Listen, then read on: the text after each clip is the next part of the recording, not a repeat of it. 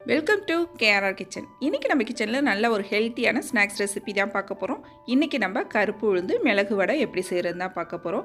இந்த வடை பார்த்திங்கன்னா நல்ல மொறுமொறுப்பாக இருக்கும் சாப்பிட்றதுக்கு. அதே சமயம் டேஸ்ட்டு ரொம்ப அருமையாக இருக்குங்க. ஹெல்த்தியான ஒரு ஸ்நாக்ஸ் ரெசிபியும் குழந்தைங்களுக்கு செஞ்சு கொடுக்கலாம். இந்த வடையை நம்ம பிரசாதமாக சாமிக்கும் செய்யலாம். இப்போ இந்த வடை எப்படி செய்கிறதுன்னு நம்ம வீடியோக்குள்ளே போய் பார்ப்போம். அதுக்கு முன்னாடி நம்ம சேனலை இப்போ தான் ஃபஸ்ட் டைம் பார்க்குறீங்கன்னா சப்ஸ்கிரைப் பண்ணி வச்சுக்கோங்க. கூடவே பெல் சிம்பிள் ப்ரெஸ் பண்ணி ஆளுங்கிற ஆப்ஷனையும் ப்ரெஸ் பண்ணி வச்சுக்கோங்க. இப்போ வாங்க இந்த மிளகு வடை எப்படி செய்கிறதுன்னு பார்த்துடலாம்.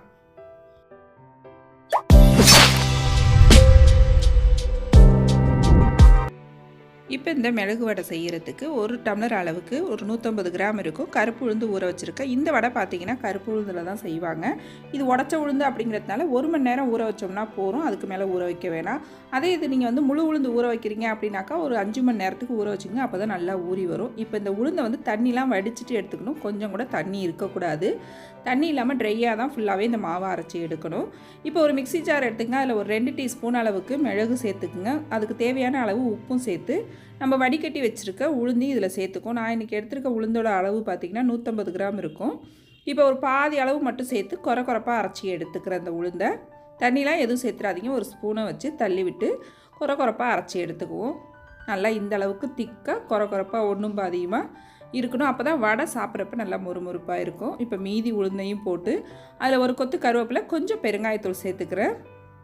இப்போ இந்த இதையும் அதே போல் கொரப்பாக அரைச்சி எடுத்துக்கிறேன். இப்போ நல்லா அரைச்சி எடுத்துகிட்டு வந்துட்டேன். இதில் இன்னும் கொஞ்சம் நல்லா திக்காக இருக்கணும் மாவு, அப்போ தான் வடை நல்லா மொறுமொறுப்பாக கிடைக்கும். அதுக்காக நம்ம ஒரு 2 டீஸ்பூன் அளவுக்கு அரிசி மாவு சேர்த்துக்குவோம். 1 டீஸ்பூன் அளவுக்கு நெய் சேர்த்துக்குங்க. நல்லா இப்போ இந்த மாவை ஒத்தாப்பில் ஒன்று கலந்து எடுத்துக்குவோம். இப்போ நல்லா மாவை இது போல் நல்லா கலந்து எடுத்துக்கங்க. இந்த அளவுக்கு திக்காக இருந்தால் தான் வடை எண்ணெய் குடிக்காமல் நமக்கு நல்லா மொறுமொறுப்பாக கிடைக்கும்.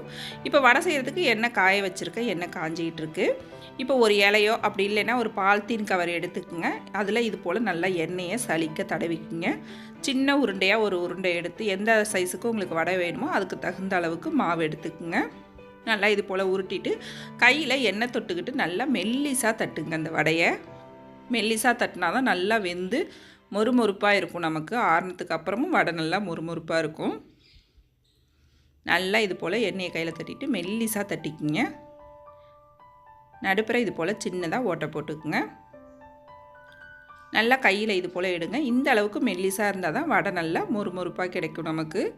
இது போல் தட்டிட்டு நம்ம எண்ணெயில் சேர்த்துக்குங்க. எண்ணெய் பார்த்திங்கன்னா நல்லா சூடு பண்ணிவிட்டு மீடியம் ஃப்ளேமுக்கு மாற்றி ஒரே தீயில் வேக வச்சு எடுங்க. அப்போ தான் நல்லா வடை வந்து ஒத்தாப்பில் வெந்து வரும் நமக்கு. நீங்கள் கூட குறைச்சா வச்சிங்க அப்படின்னாக்கா வடை நல்லா எல்லா பக்கமும் ஒத்தாப்பில் வெந்து வராது. அதனால் ஒரே தீயில் வச்சு வேக வச்சு எடுத்துக்குங்க. அடுப்பு மீடியம் ஃப்ளேம்லேயே இருக்கட்டும். எல்லா வடையும் செய்கிற வரைக்கும் ஒரே தீயில் வச்சுக்குங்க. இதே போல் நல்லா மெல்லிசாக தட்டி இது போல் நம்ம மீடியம் ஃப்ளேமில் பொரித்து எடுத்துக்குவோம். இப்போ பாருங்கள், நம்ம வடை எல்லாமே சூப்பராக அருமையாக ரெடி ஆகிடுச்சு. வடையும் நல்லா மொறுமொறுப்பாக கிறிஸ்பியாக இருக்குது. டேஸ்ட்டும் பார்த்திங்கன்னா ரொம்ப அருமையாக இருக்குங்க இந்த வடை சாப்பிட்றதுக்கு. நீங்களும் இந்த வடை ரெசிப்பியை இதே போல் நான் இன்றைக்கி சொன்ன அளவுகளோடு நான் சொன்னது போல் செஞ்சு பாருங்கள். செஞ்சு பார்த்துட்டு எப்படி இருக்குன்னு எனக்கு கமெண்ட் பண்ணுங்கள். என்னோட இந்த ரெசிபி பிடிச்சிருந்துன்னா லைக் பண்ணுங்கள், ஷேர் பண்ணுங்கள். மறக்காமல் நம்ம கேஆர்ஆர் கிச்சனை சப்ஸ்கிரைப் பண்ணி வச்சுக்கோங்க.